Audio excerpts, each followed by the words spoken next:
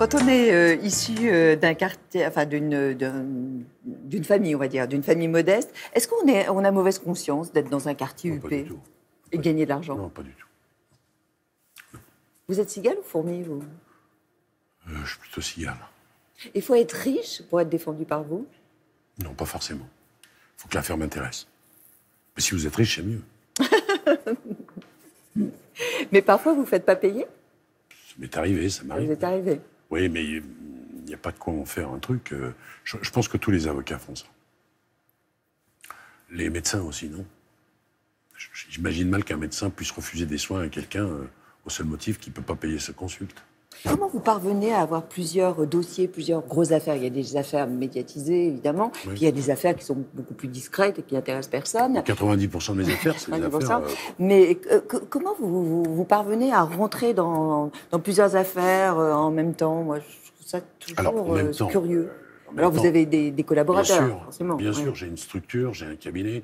Ça fait aussi, d'ailleurs, augmenter les honoraires. Ça s'appelle des charges. Des charges salariales, fixes, mensuelles. Bon. Je ne pleure pas en vous disant ça, pas du tout. Il ne faut pas offenser le bon Dieu. Mais oui, un dossier rentre, je ne peux pas le traiter directement seul, c'est impossible. Donc c'est une équipe. Donc c'est une équipe qui a été choisie, sélectionnée, on se rendait compte, on parle ensemble. C'est un travail collectif, c'est pas plus mal d'ailleurs, parce que parfois on vous dit mais ça, ce serait pas mal de l'intégrer. Ah mais j'y avais pas pensé. Enfin, voilà, comment ça se passe. Vos collaborateurs peuvent avoir de l'influence sur vous? Bien sûr, bien sûr. Bien sûr, bien sûr. C'est pas des machines. Hein. Alors, vous êtes très critique vis-à-vis de l'École nationale de la magistrature. Hein. Alors, en fait, ce que vous regrettez, c'est que les magistrats ne soient pas avocats. Oui. Alors qu'ailleurs, c'est ainsi. Oui. Qu'est-ce que ça leur apporterait? Un peu plus d'humanité, c'est ça? Un peu moins d'arrogance, peut-être. Parce que nous, on quémande. Vous voyez, on quémande et le juge dispose. Je dis que quand à 24 ans, vous êtes juge et que vous avez le pouvoir... décisionnel, pour moi, c'est un peu prématuré. Et puis, je pense que cette école a pour effet majeur de renforcer le corporatisme de la magistrature. Alors, je suis invité prochainement par le directeur de l'ENM, monsieur Olivier Laurent, pour aller discuter de ça avec les élèves magistrats. Et je me réjouis de cette... Et vous pensez que ça peut faire avancer le... C'est une vraie réflexion qu'on doit avoir. C'est vrai qu'objectivement, la magistrature est une administration infiniment corporatiste qui a du mal... Très figée. Oui, figée, qui a du mal à se remettre en cause. Il y a un certain nombre d'autres magistrats, d'ailleurs, qui le disent et qui l'expriment. Mais enfin, c'est difficile de s'exprimer quand on est magistrat parce qu'il y a une obligation de réserve. C'est comme dans l'armée, c'est compliqué d'exprimer un Vous avez peur, vous, de la justice? Oui. Vous la craignez? Oui. Oui. Pour quoi? Pour son injustice? Parce que d'abord, je la connais.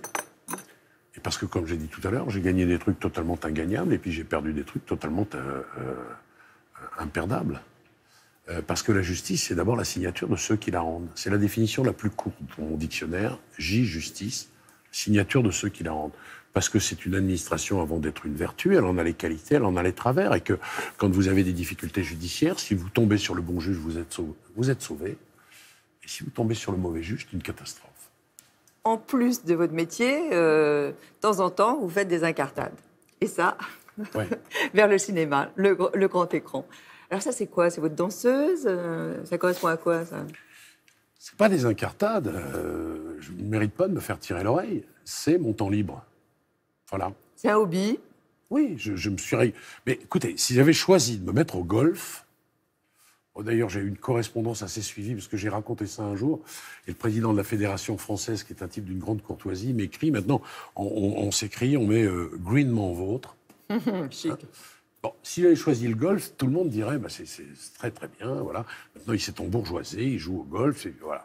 Si j'avais choisi le Rotary Club de, je sais pas où, voilà. Bon, de moi, Maubeuge, Maubeuge, voilà, par exemple. Mais il s'avère qu'on m'a proposé d'aller au cinéma, pas n'importe qui, que je me disais, il restera plus peut-être de Dupond-Moretti au cinéma que Dupond-Moretti. Écoutez, il ne reste rien des plaidoiries d'avocats. Je me méfie de cette gloire, vraiment, elle est à mon avis éphémère comme nos plaidoiries. Bon, Lelouch me propose ça. Un jour, une consoeur m'a dit « Mais moi, je ne fais pas de cinéma. » J'ai dit « Oui, c'est vrai.